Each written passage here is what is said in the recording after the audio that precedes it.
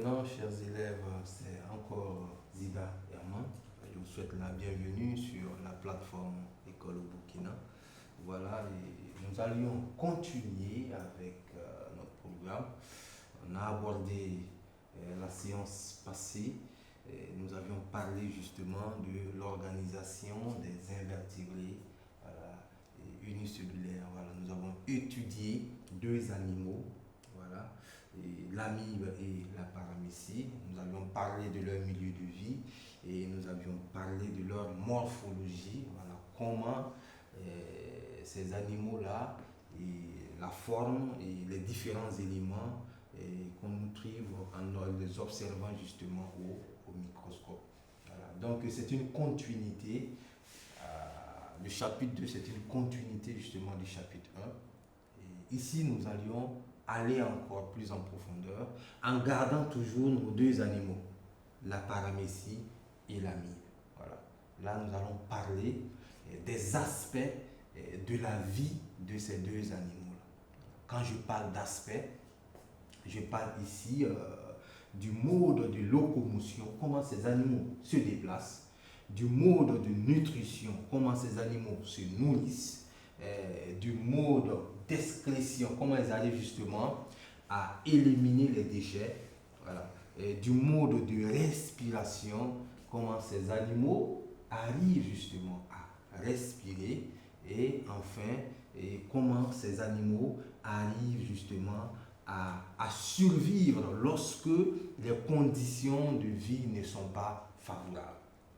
C'est très important. Donc, le chapitre 2 vient encore approfondir, voilà, vos connaissances sur ces invertébrés unicellulaires. Bien, comme je le disais tantôt, les aspects ici, c'est parler du mode de locomotion, de nutrition, de respiration, d'excrétion, de reproduction et les conditions par lesquelles ces animaux la traversent lorsque les conditions de vie ne sont pas favorables. Voilà, donc on va diviser ce chapitre en quatre grandes parties. Voilà. Et premièrement, nous allons parler de la locomotion, voilà, de ces deux animaux. Comment ces deux animaux arrivent justement à se déplacer. Ensuite, nous allons parler, voilà, dans un même paragraphe, de la nutrition, de la respiration, de l'excrétion. Et après cela, on va parler du mode de reproduction et enfin terminer justement par le système adopté par ces animaux lorsque les conditions de vie ne sont pas favorables. Voilà. Donc sans plus tarder, en grand 1, la locomotion.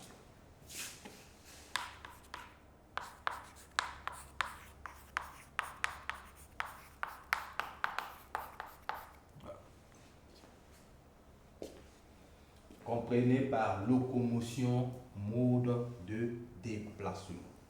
Voilà. Quand on prend les êtres vivants, ou les vertébrés de façon générale, nous avons des pieds, nous avons des pattes qui nous permettent justement d'aller d'un point A à un point B.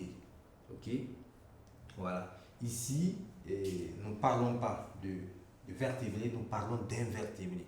Comment ces êtres vivants-là qui n'ont pas d'os arrivent à justement se déplacer dans leur milieu de vie. C'est de ça que nous allions parler justement dans ce paragraphe. Voilà. Donc en petit 1,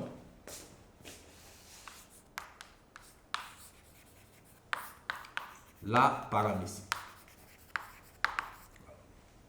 Donc je rappelle qu'on reste toujours dans l'étude de nos deux animaux, la paramécie et l'amibe. Donc en petit 1, donc mode de locomotion de la paramécie. Bien, donc faites un retour en arrière, essayez de revenir sur le schéma de la paramécie. Voilà. En observant ce schéma, vous avez sur la membrane des cils vibratiles et j'ai eu à vous souffler que ces cils vibratiles-là permettent à la paramécie de nager, de se déplacer dans son milieu de vie. Son milieu de vie, c'est un milieu liquide, c'est dans l'eau. Donc la paramécie nage. Voilà. Elle mène ses activités à travers la nage, elle cherche sa pitance quotidienne à travers la nage, etc. Donc c'est à travers justement ces cils vibratiles-là que la paramécie se déplace dans l'eau. Voilà. Donc il n'y a pas un autre moyen de déplacement que les cils vibratiles. Donc on va d'ores et déjà prendre ça. Voilà. Donc comme mot de déplacement, on dira que la paramécie nage dans l'eau grâce aux cils vibratiles.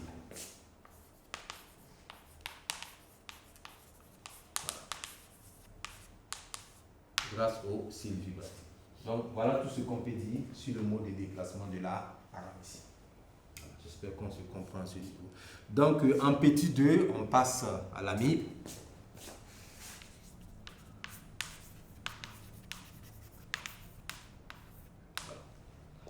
L'amibe.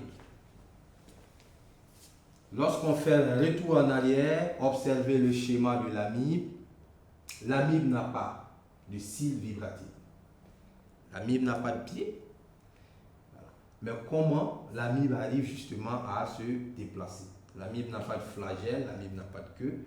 Voilà. Donc la question qu'on pourrait se poser ici, comment cet animal-là arrive justement à se déplacer dans son milieu de vie?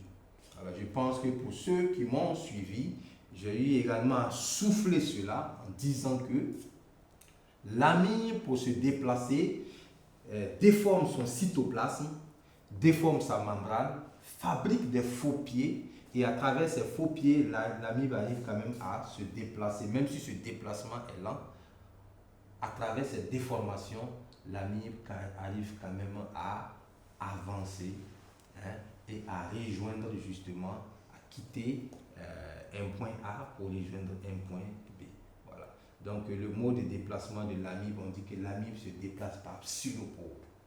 Pseudopode ici, c'est le processus de déformation du cytoplasme, le processus de déformation de la membrane pour permettre justement la fabrication de faux pieds pour le déplacement.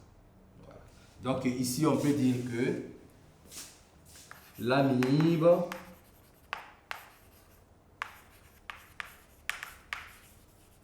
se déplace,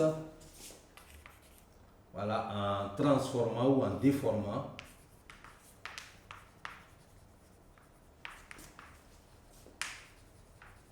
sa membrane et son cytoplasme.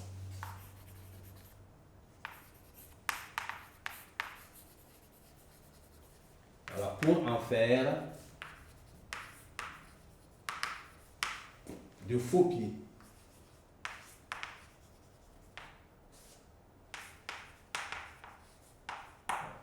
Pour en faire de faux pieds. On dit que l'amibe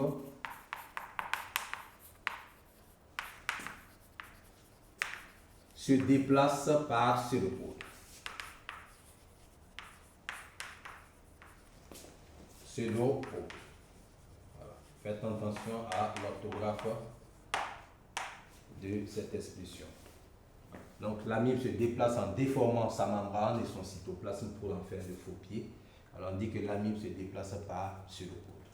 Voilà. Donc voici ici les différents modes de déplacement de ces deux animaux. Voilà. Nous allons continuer avec notre grand 2. Voilà, où nous allions parler du mode de nutrition, du mode de respiration et du mode d'excrétion de ces deux